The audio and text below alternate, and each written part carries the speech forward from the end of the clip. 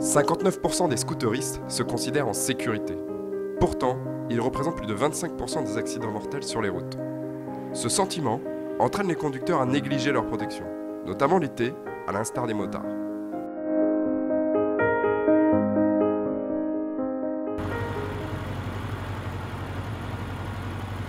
Est-ce que l'été, vous portez le même équipement ou... Hélas, non.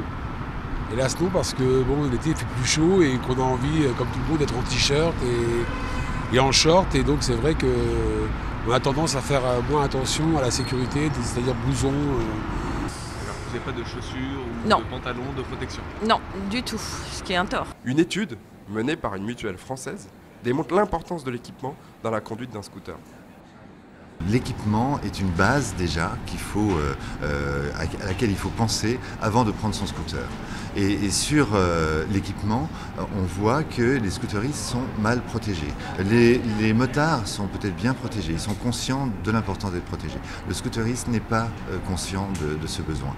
Quelques chiffres pour l'illustrer. 71% des hommes déclarent rouler parfois en t-shirt. 46% des femmes déclarent rouler parfois en jupe.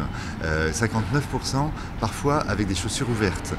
On imagine effectivement qu'en cas de chute, quand on touche le bitume c'est du papier de verre, c'est plus que du béton, eh bien il y a des brûlures, il y a des contusions. Et notre message aujourd'hui, c'est de dire la base, c'est de bien s'équiper avant de prendre son scooter.